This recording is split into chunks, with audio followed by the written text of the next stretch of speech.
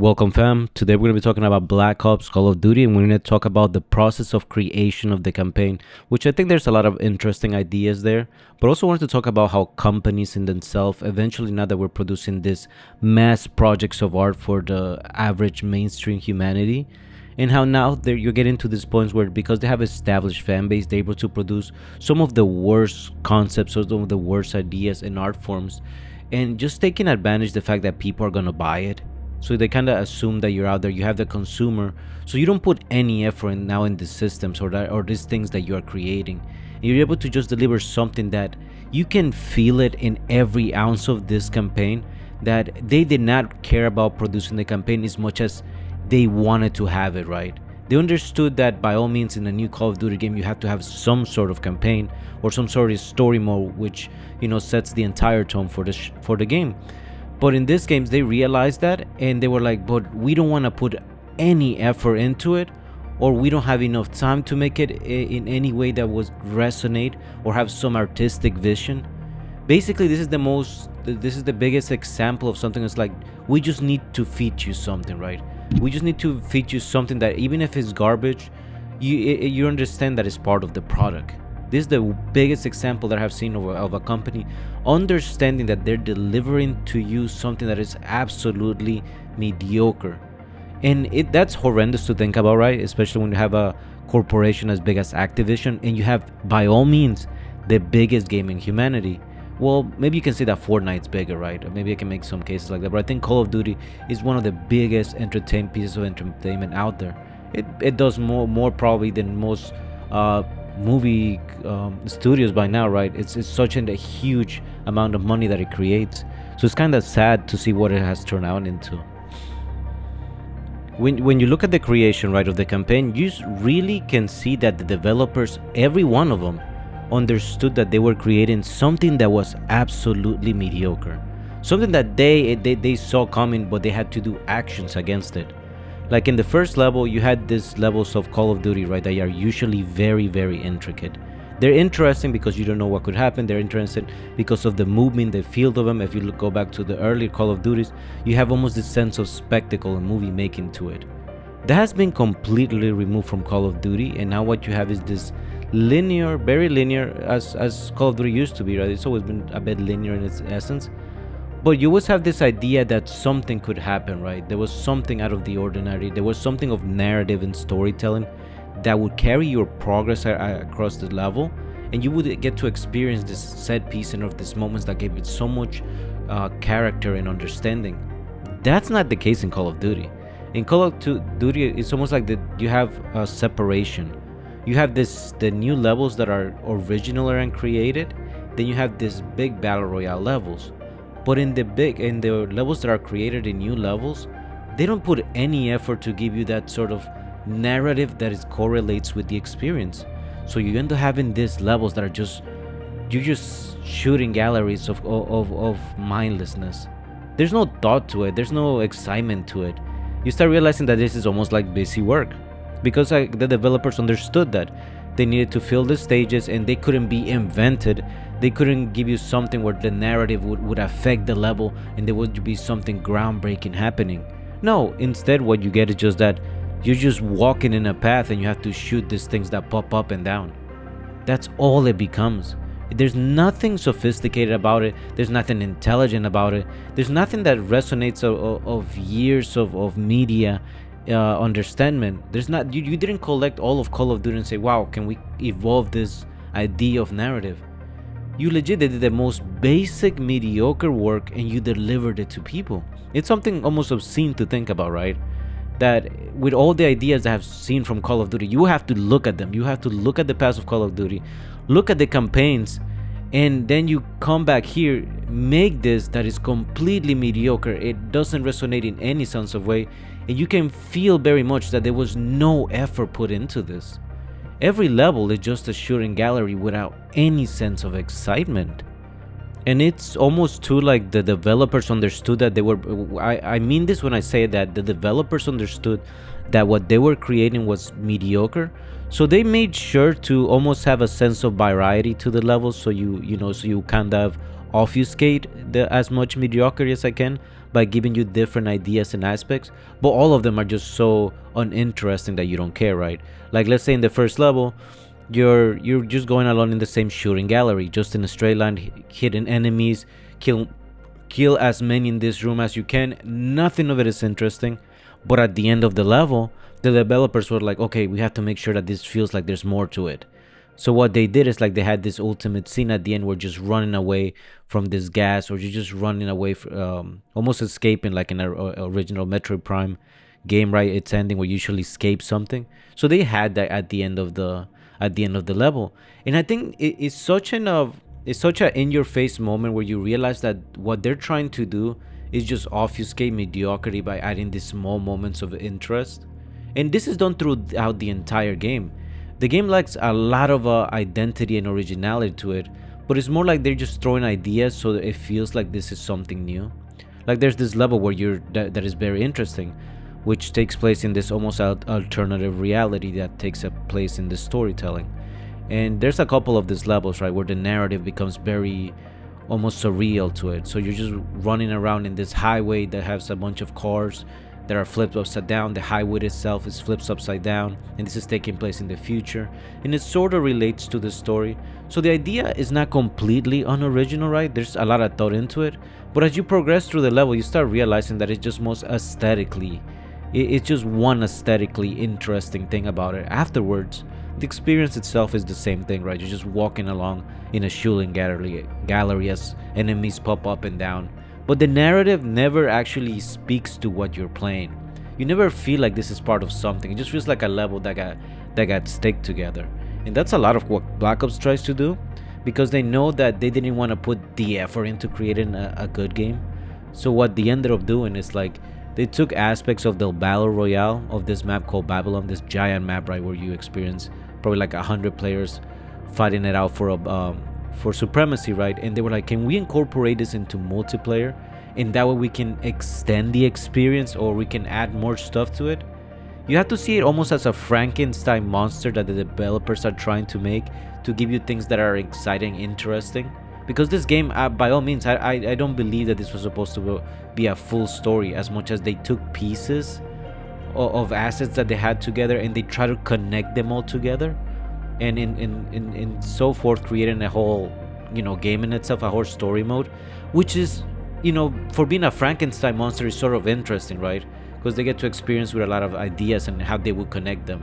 Like at a certain point, you're in a highway trying to dodge cars in this surreal world, and it seems something so far away from Call of Duty. But that's the new experience that they're trying to give you, because they're trying to just do as much as possible with this same with an unoriginal idea. So they're just trying to throw as many things at you, so you don't notice how mediocre a lot of things is, how mediocre the gameplay is, the storytelling is, how things don't connect properly. They understand all of that is pretty bad, and as such they have to put pieces and pieces together.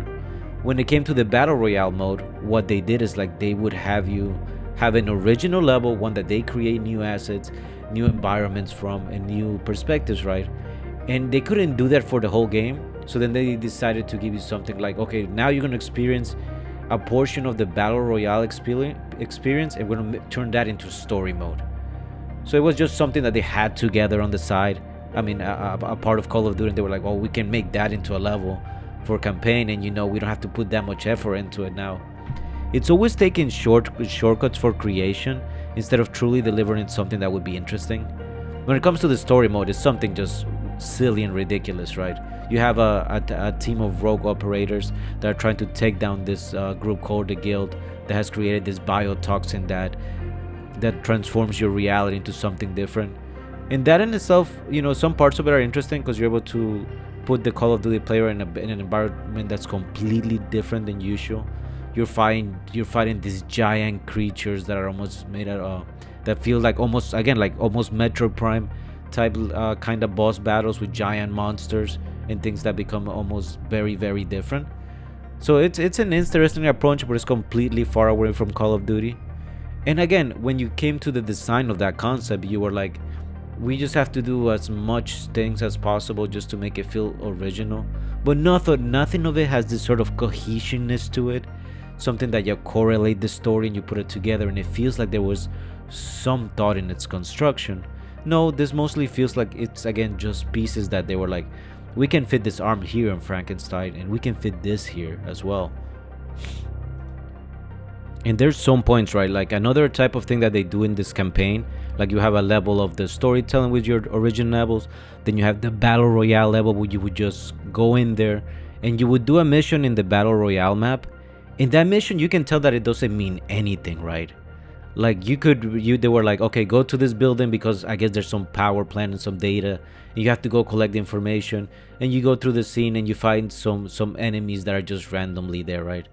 There's nothing there that showed that was effort into being made, but it just looks like a shortcut that they took, right? They were capable of giving you a new level for you to play, and it's sort of for different because now where you were inside the map of Babylon. But no, it's just lazy, right? It's just mindlessly lazy, and they just needed to fill more space for the campaign. It's very in your face, so you can kind of tell. And other times they took a map from multiplayer itself, another aspect of Call of Duty. It's like they're grabbing pieces from anywhere, and I'm pretty sure they grab pieces from Call of Duty Zombies, which I never got to experience because I don't like playing it. But I'm pretty sure there's something in there as well, where they grab the map from multiplayer experience, and then they brought it into the game of Call of Duty as a level. It's like the yacht level, and you start realizing, right, that they're just grabbing whatever, they putting it together, and then they're saying, how can we create this story? And this is actually the most interesting part of Call of Duty, the way that they put all of this together, because by all means, I feel like there was just so much effort on putting all these assets together and trying to make them correlate, or trying to add some story, that if you had made something new and interesting, it would have been less effort, maybe. Like it feels to me that it's insane. And when it comes to the levels, they never become just something more than a shooting gallery that you're just walking about. It's completely boring. There's no essence to it, like when you have in Call of Duty these grand set pieces, the dynamic of the music, the feeling of the characters, something that you relate to it and you feel that there's a soul behind it. This Call of Duty has to be one of the most soulless experiences ever, because it truly does not care about you as a player. It doesn't care about you, it just understands that it has to feed you something, right? The corporation understands that it had to create some sort of content for you to consume in this year's Call of Duty, and this is what they made. Something that has no artistic purpose in any sense of the way. And not only that, like, the developers had to have known as they were creating that they were creating something truly atrocious. Unless the entire team is oblivious to what is good, I don't know how this was created, right? Or maybe it's just that there's a single director that said, no, everybody will work on this sort of game, and even if it's like he was the ultimate designer of everything, so all the blame is on him. Some people even had to create levels that were boring, even they knew they were against it because they were told that it was part of their job. Maybe something like that. And there's this one scene, right? I think this is the biggest scene that I have seen in a game, which that has offended me to this level, which this takes place during the final boss battle of the game, which you're fighting this giant mech monster with rocket launchers. And there's this character that is the most hideously designed character ever. It is just so in your face, like such a bad scene, right? What the character is doing, she's flipping around. This is meant to be a cool sequence, right? A cool sequence where she's taking down this monster by doing this cool looking techniques, and she looks like almost she does the superhero pose, and it has to exude that essence of something that in itself is coolness, right? We understand how that sounds, but nothing of it resonates. It looks ridiculous in actions, and it looks absolutely stupid, to be honest. Using that kind of pejorative is supposed to be something so bad, and when I look at it, I could not possibly understand how people, a room full of human beings, looked at that scene and approved it. Not only that scene gets approved like 3 times, because for the boss battle you have to do the damage like 3 times, so she ends up doing the cool backflips or the cool action sequence that she has like 3 times during the boss fight, and every single time it looks absolutely terrible. I could not imagine how that came about. How do you let something like that pass? And when you really think about it, like, be absolutely serious in thinking how these things are created, that means that so many people approved of that.